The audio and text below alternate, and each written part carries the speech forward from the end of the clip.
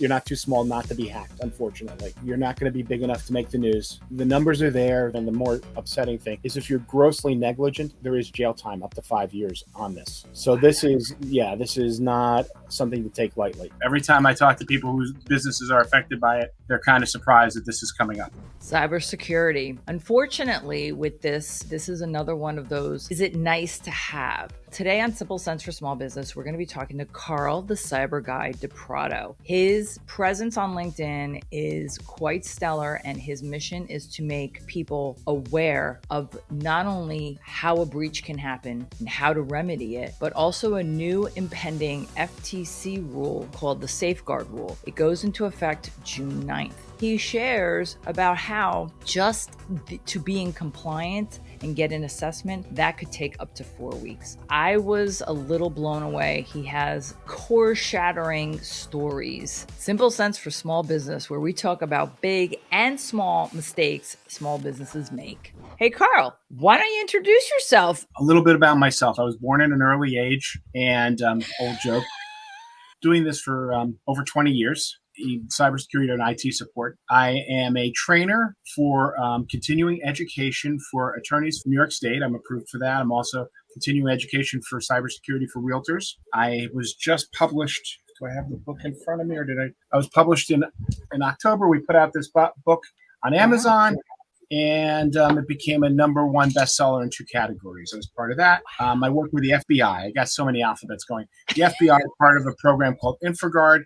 I am a mentor to other IT businesses through another group called the ASCII Association, which deals with about 1,200 different IT companies throughout North America. My big passion really is making sure owners can sleep at night, not worrying that their employees clicked the wrong item and lost everything that they worked for. And the other thing that I'm really proud of is I'm a father of 2 and married to a wonderful wife named Sophia. That is just lovely. I'm going to make a confession that when I saw your LinkedIn is phenomenal. I used to sell cybersecurity. This is very self-serving because I wanted to hear about what's going on with small business owners. How likely is it a small business, and say a small business is under 20 employees, so even say under 10 employees. I'll go 5. Even 5. Okay. Are they really concerned, or do they think nothing's going to happen to me? I'm too small. Well, here's the thing. One of my favorite sayings: if you get hacked, you're probably too small to make the news, but you're not too small to get hacked. Size matters not for a cyber criminal. What they're doing is they're using tools. They're aggregating large numbers. Think of them as a fisherman, and instead of most of them do not use single lures. They're using large nets to pull in all the data so that they can go ahead and hack people's systems. The biggest place that they go through is email. A lot of that stuff is automated. Your size doesn't matter. Unfortunately, it can be quite devastating to a small business. I'll give you an example. The reason I picked it 5 was one of my favorite stories that kind of brings it home. I have a partner out of Detroit. He was called in for a record store. When I mean records, I mean the old vinyl records. They still sell them. They're collectible. And what happened was these cyber criminals got into their systems, a 5-person firm, little retail store, and they sat there for 6 months monitoring their emails. They started to learn their business, and they figured out the busiest day of the year for them. And on the busiest day of the year, they unfortunately proceeded to give them a ransom attack. For those of you who don't know what a ransom attack is, it means that they put software inside of all of their computers, and they shut those computers down. They encrypted them. They made them impossible to get the data out of. And then they proceeded to do a ransom. They said, we want $45,000. They figured out based on the transactions, they figured out how much money they could afford to pay on this. The owner of the company actually had purchased cyber insurance, but what he did was he really didn't figure out what type of cyber insurance he got. And so unfortunately, what happened was the ransom is $45,000. I have a $150,000 policy.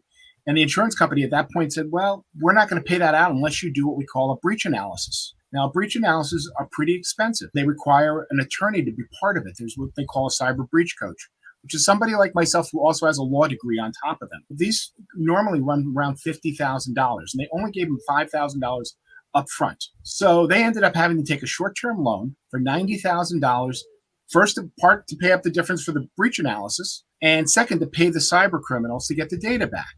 And you would have said, oh, well, you know what? My data wasn't worth anything. I could have just wiped out my data. Well, you really do want to have somebody go in and look in your systems if you're breached. And the reason for that is, even if you clean up everything, or you think you've cleaned it up. You don't know how they came in. So it's sort of like, you're wiping up the mess out of a flood and you don't know why your basement flooded. It's going to flood again. They were lucky. They were down, believe it or not, for 3 months. And they had some other financing. They had some people step in. The average, which was presented by the National Archives last year, they did a report, 93% of businesses that lose their data for 10 or more days file for bankruptcy. So, and 50% do it right there on the spot. Well, think about it. We're all business people. How long do you function without your cell phone? Yeah. How long do you function without your computer? These are the things you communicate with.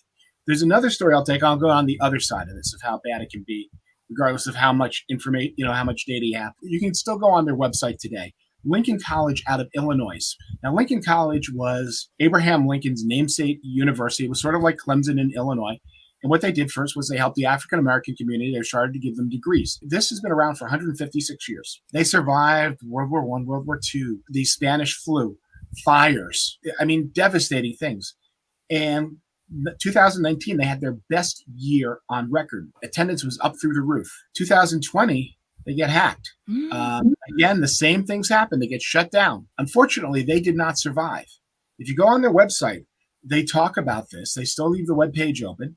But they couldn't get admissions in. They couldn't do anything. They were down for over 6 months. First of all, when you think about a college and how much it truly helps the community, and to be shut out, it's not just all those kids that put in all their time, employees and everything. It's the whole community gets messed up. And this is one of the reasons I am as passionate as I am about cybersecurity. People who talk to me for a little while say, man, you're depressing. No, I'm trying to educate people because I don't want you to be this. You don't have to be at this end of the rope. People live under two things. One, they figure it doesn't happen to me, or why should I care? And what could I do about it? It's pretty surprising. There's a lot of stuff that we can do to make sure this is limited. I was listening to Twitter Spaces, and I don't remember who the guy was, but he mentioned a tool that you can go online and see, and it wasn't even like your email was hacked. And it wasn't even email was breached. It was some vernacular that I wasn't really familiar with. It was some weird word like spoofed or something. I don't know if it was that word. Spoofing is a little iffy because there's two parts to an email. One is the actual email address, and there's the label, which is usually what everybody sees when they look inside their web browser. They don't see the full name. They'll probably just see Linda Ray, but they don't see Linda L. Ray at blah, blah, blah. So right. That label can easily be spoofed by anybody because it's just plain text. So I can put, on my label, I could say I'm president of, the United States or the universe or whatever in there. Or I could say I'm your father or whatever. And this happens a lot to seniors where they'll think they see something that says Microsoft in the label or IRS. But when you look at the actual email itself, it's at gmail.com. Let me give you a free cybersecurity tip. No business will use what we call free emails to communicate with you. And what do I mean by a free email? That's like Yahoo, Gmail, AOL, Outlook. Even Google does not use Gmail to communicate as a business. They use at google.com, not at Gmail. We saw that a lot with the disaster funding programs where people would be getting emails thinking it's from the SBA. They were so excited thinking they finally had contact and they were closer to the finish line with their funding. And sure enough, it was not an SBA.gov email. It was something else because you have to actually take that extra step to click on the email. Just mouse over it. You don't have to click on it, but that's one of the common things. And email is probably it's close to 90% of all attacks that happen to businesses happen through email or messaging of some form is used to break in indirectly. When for the example of the vinyl store, can we go back in case you said something and maybe I missed it, that the vinyl store didn't even know. Record store. The record store. Yeah, no problem. The records. Vinyl records. I get it. Like I said, we're all past it unless you're a collector of these things. I get it. I mean, look, behind me, I collect comics. Nobody knows this world either. So. Right. And the kids these days would think I'm probably talking about flooring, but Yeah, exactly. Right. The record store, they didn't know the hackers were in the system. They were just sitting there watching and reading the information. They were harvesting it. The ones that are more sophisticated, the ones that do the most damage, what they do is they spend a little time with the attack. They don't let you know that in your systems. They just sit there. And what they start to do is read all the stuff that's coming in. And they learn your business. They learn you. They gather a dossier. It's just think of it like marketing. Like, what does marketing do? Marketing's, when you're out there, you're trying to find your ideal customer. They're trying to find their ideal victim, and they start to learn what their patterns are. They start to learn, and they have a whole team. So on the big end, I mean, you look at multinationals, companies that are working.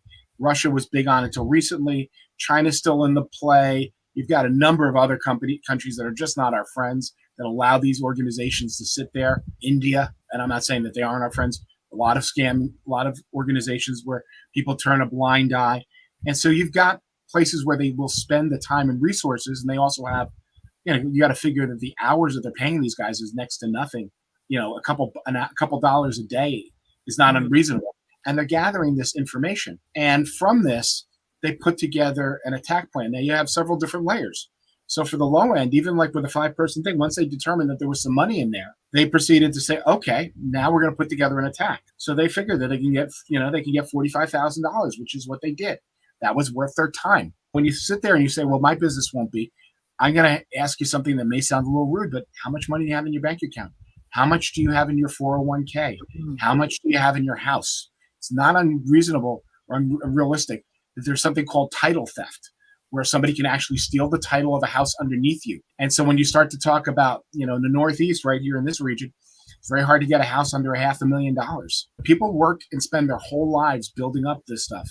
And it can be quite devastating to see on the other end what happens. And unfortunately, when you're the victim of identity theft, I just was talking to another agent today about one of his clients. And he said, well, what can I do? And I said, well, there's a few things, but not a lot, not as much as you'd like. You're never going to be like where they don't have your data, because currently you cannot change your social security number. It's not real unless you're maybe in witness protection. And I don't know how that works. I've never been in witness protection, and I'm sure there's a few places, but I've talked to Frank Abernathy. I don't know if you know who he is.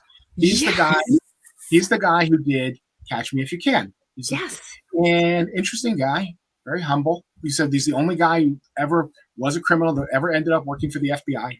There's nobody else who did that. All the other stories are BS. His social security number was caught in a data breach, as was mine.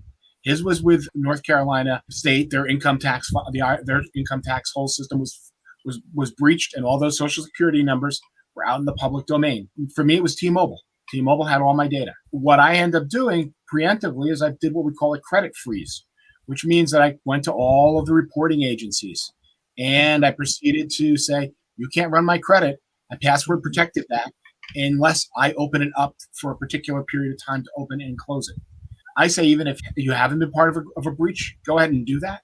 It's free to do. It's much more preventative, because even with credit monitoring, and I'm also a fan of credit monitoring, as I am with cyber insurance, these are tools inside of a whole toolbox. You need all of them to build your house. With that, since your social security number is never going to change, most of your medical information is not going to change, your driver's license is probably not going to change, you need to lock that stuff down. And having a credit freeze in place will prevent them from running your credit, which is what they're looking to do. Can you share a story that is one of your clients that was a small business? So I'll give you one that's on the inside. A guy who owns a real estate firm, pretty big real estate company, not super huge, but has several offices. His partner basically started stealing from him, and how she was doing it, she wasn't stealing money directly, but they were paying for leads. And as you can imagine, leads that come into a real estate office is the lifeblood of a real estate office.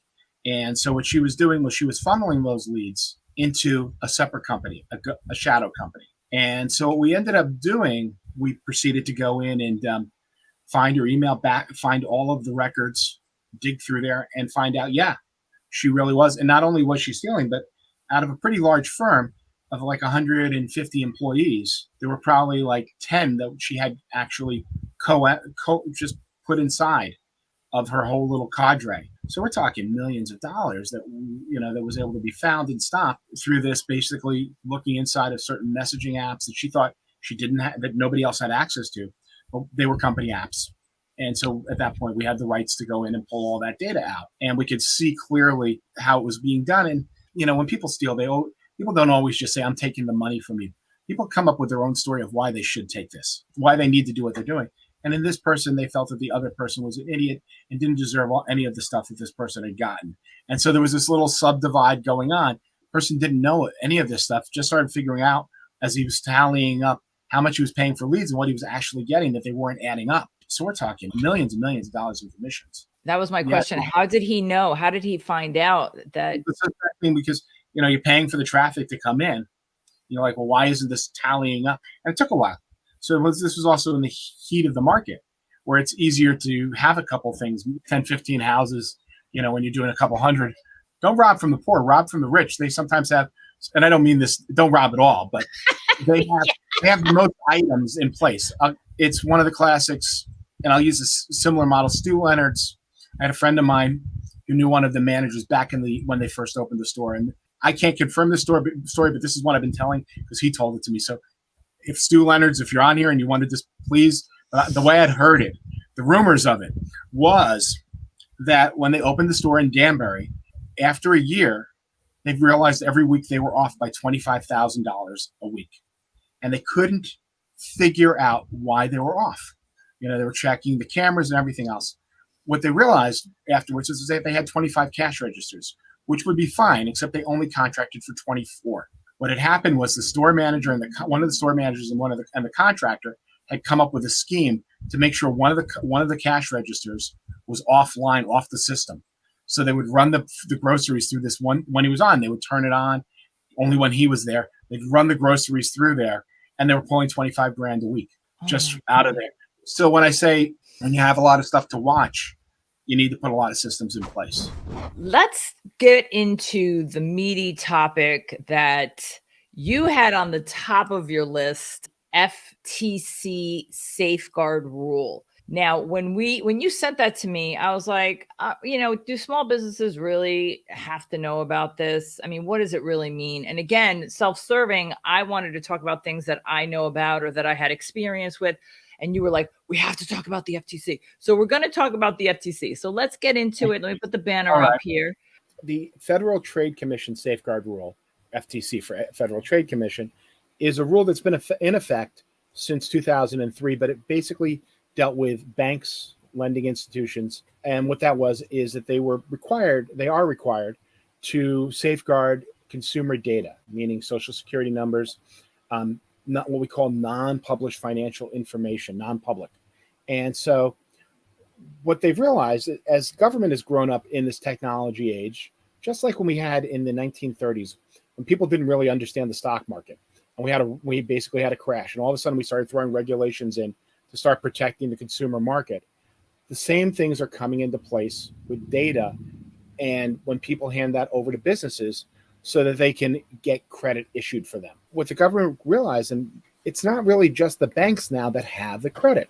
Think about when you go to buy a cell phone, you have to give your social security number. So using that as an organization, they fall under that particular, they're collecting that data. They're acting as a bank with their financing. Same thing for auto dealerships. They are now considered non-banking financial institutions. Accountants, because they're doing tax preparation. Bookkeepers who do tax preparation. Again, they fall under non-banking financial institutions. If you're a contractor and you're financing, let's say, a pool or a deck for a client, and you're facilitating that and you're benefiting from that, you are now falling under the safeguard rules. You have a responsibility to that data. Now, even if you don't hold it, you may have the indirect responsibility of vetting the contractor who you're getting that stuff from. So let's say your classic story indirectly was a real estate agent a broker who recommended an attorney, and the attorney basically was using a public Gmail account. His account got hacked. It was like $800,000 that was lost. Well, guess what? The client not only sued the attorney, but he also went after the real estate broker because they recommended it. So that's what you're starting to see. It's like everything else, liability moves out. I have kids. If my kid does something stupid, it doesn't rest with just my kid. It rests with me. And that's what, as business owners, our liabilities extend far beyond us, especially when we have employees. So that's kind of what happens. Is it fair? I'm not an attorney, but this is the rules of the land I live in. Litigation. This is America. And, that's part of where we do. Who does this fall under? It falls under a lot more people than you thought. This is going to be a very inclusive rule. So if you're a business that's financing or having anything to do outside of like somebody running a newspaper stand and giving you a couple quarters for a paper, anything that touches that data collection is now going to fall under there. The fines are pretty large. On the high end, you can be looking at $46,000 per day per offense. The FTC just went after GoodRx and got a claim for $1.5 million because, and now GoodRx was in the medical space. They weren't under quote unquote the trade spot, but what they were doing was they were selling people's medical records as marketing data. And the FTC said we're going to take that over and we're going to fine. One of the things the FTC does, the way that they fund themselves, is through fines. So you're not going to see them knocking on your door saying, "Hey, FTC, just want to make sure we're not going to do an on-the-spot audit." But what's going to happen, and what you're going to see, is as companies get breached and as they're going through all of these things and they're filing their claims, just like you file, for a fire, they're going to be like the fire marshal coming through saying, "Okay, did you have all your ducks in a row? Did you do all of?" And there's basically like 9 different points that you have to do on the FTC safeguards. A few of them you don't have to if you're below a certain threshold, but you better be careful about what your threshold is. One of the rules they have is 5,000 records. And you're like, "Well, I don't have 5,000 clients." Well, every document that you produce with a social security number, one of these things becomes a record. So you could have one client you've had for 20 years that you're filing taxes. That's 20. Let's say that it's just them, and that's 20 records. They have a wife. That's 40 records. They have a business. That's 60 records. They have employees underneath. It just grows beyond what you can think of very quickly. For a small accounting firm, it's not unrealistic to have over 5,000 records in one place. Insurance falls under the same thing.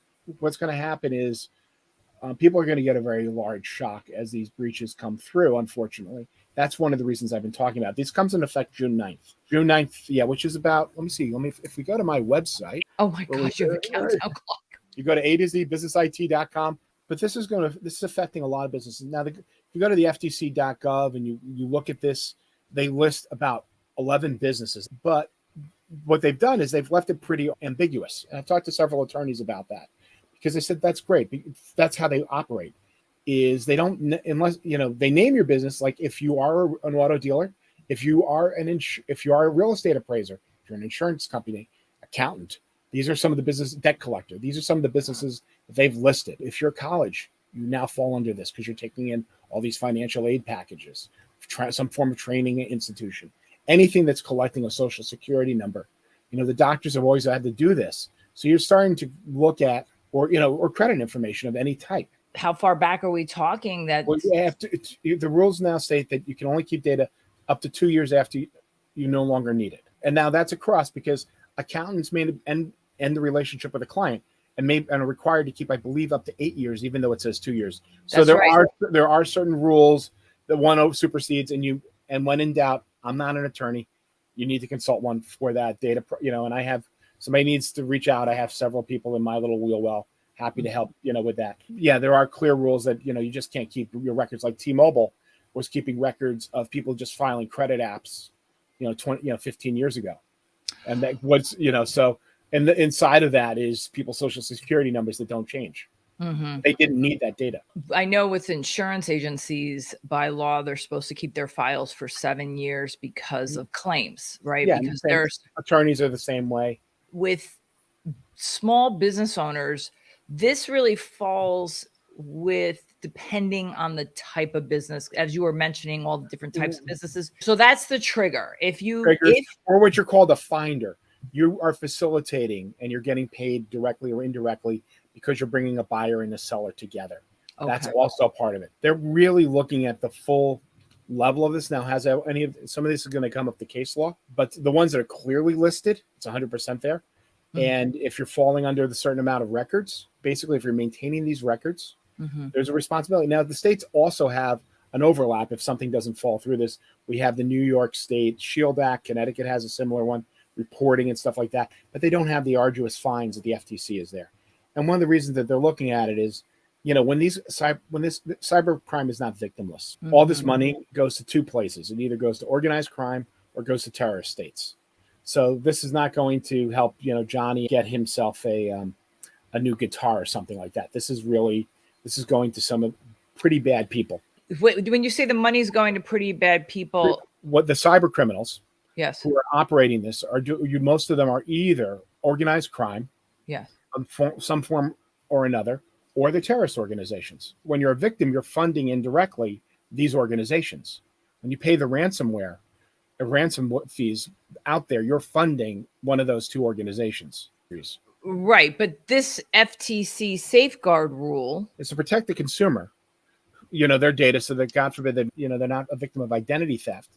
And so also another way from the government's point that they can limit cash going to organized crime and or terrorist states, because when these cyber criminals attack and they do these large breaches, that can be, most of them can be avoided.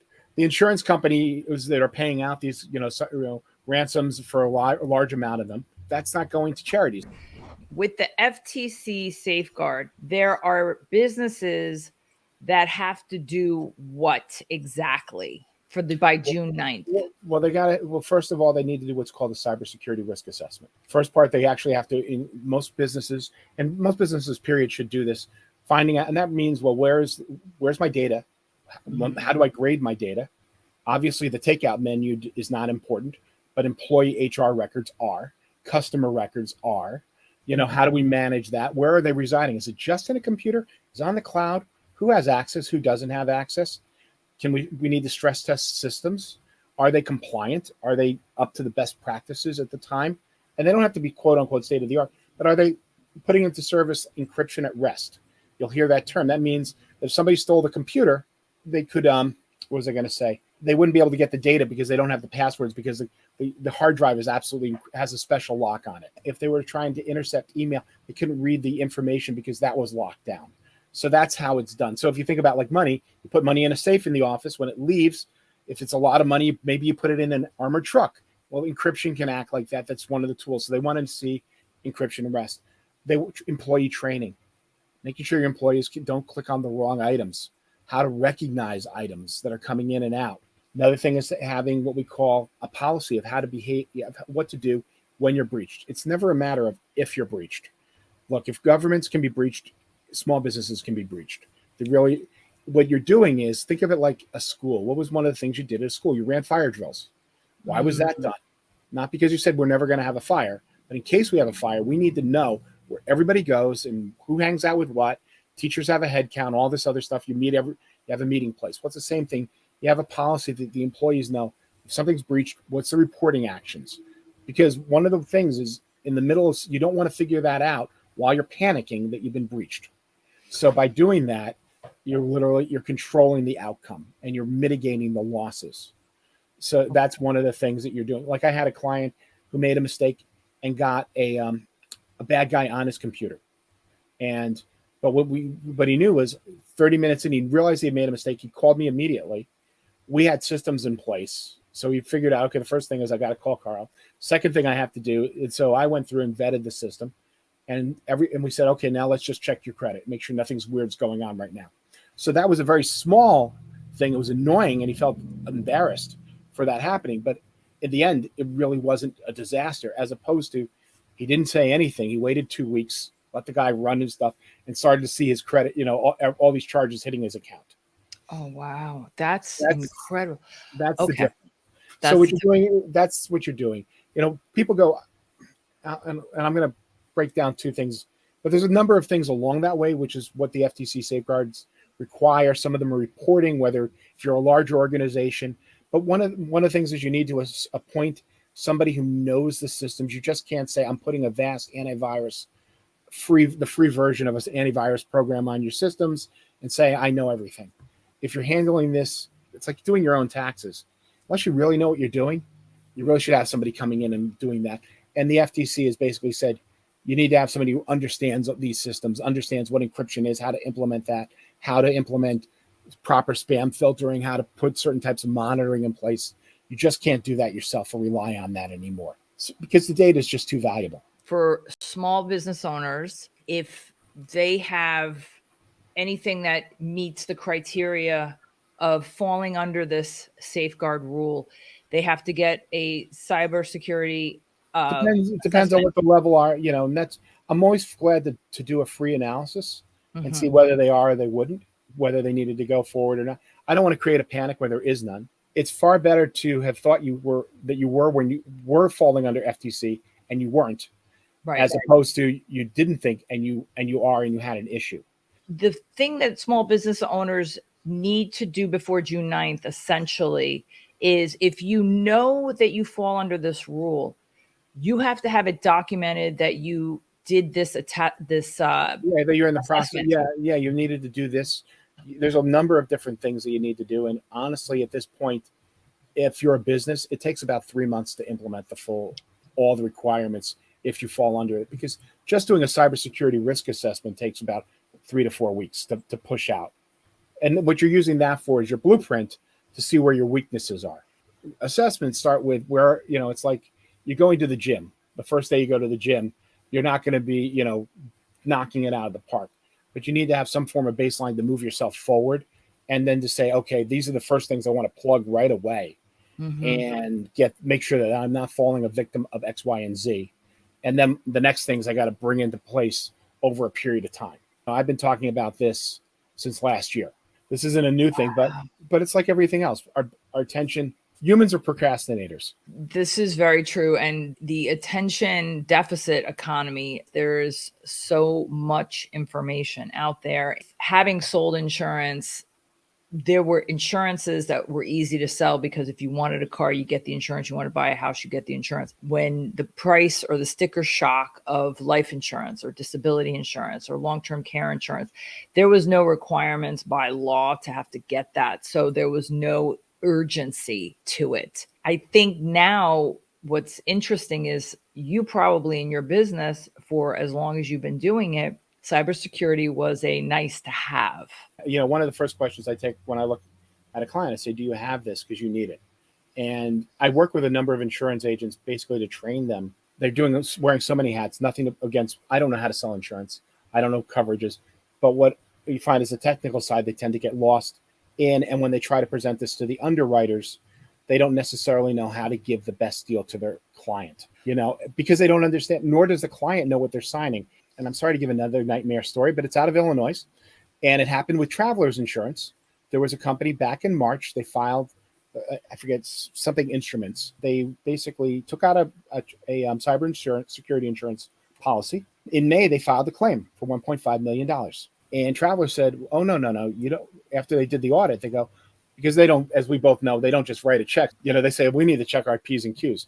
I said, okay, when you were doing this questionnaire, you said you have two-factor authentication throughout your organization. Well, you don't have it on your servers, and that was required. You know what? They said you were in default of your questionnaire.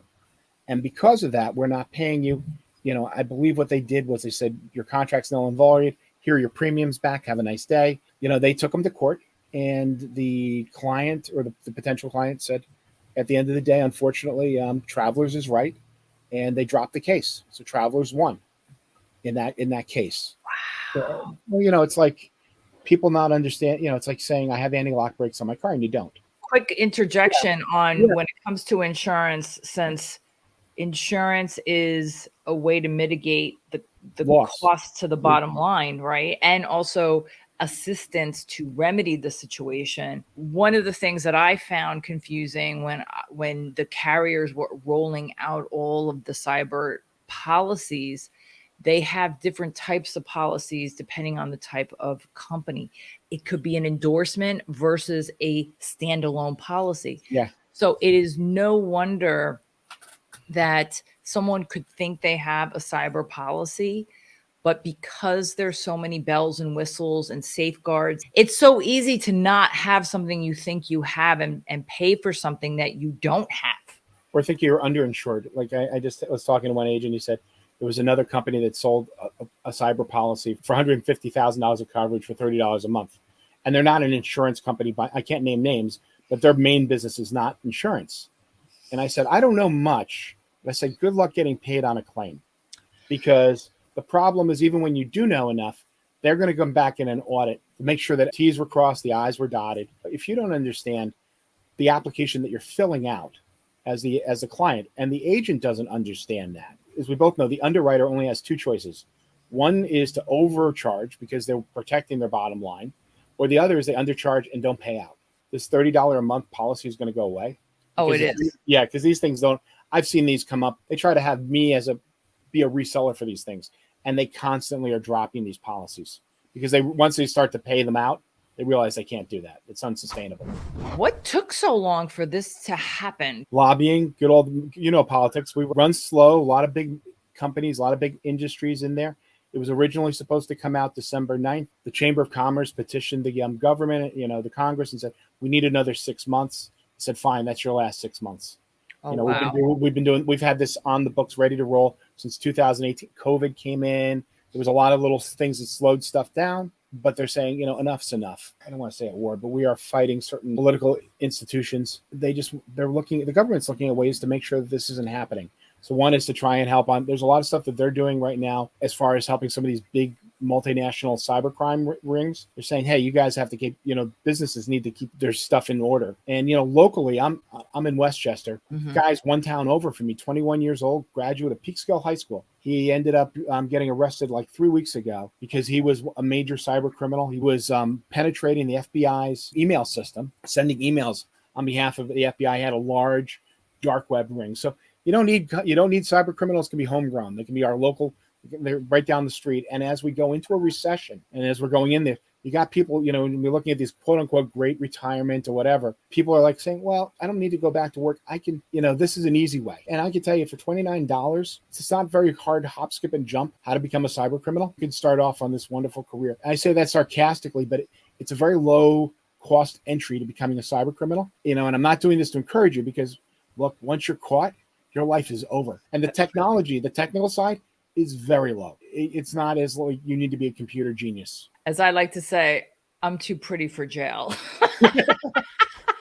Is there any parting words you'd like to share? I know we covered a lot. And I want to make myself available as a resource to your audience. If you need help, if you have a question, you think you've been part of an issue, like as far as a victim of a cybercrime, or you think you're in the midst of something, feel free to reach out to me. I hate to tell you, I've talked to the FBI, individual cases, they're overwhelmed. If you're a victim of identity theft or something, they don't basically pull your name up, and unless you're unique, you're a unicorn, they're not going to do that.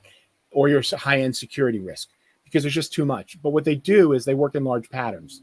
And if they realize that, your aunt was a victim of a siding scam or something, and 10 or 20 other people they're going to put attention on those guys. Right.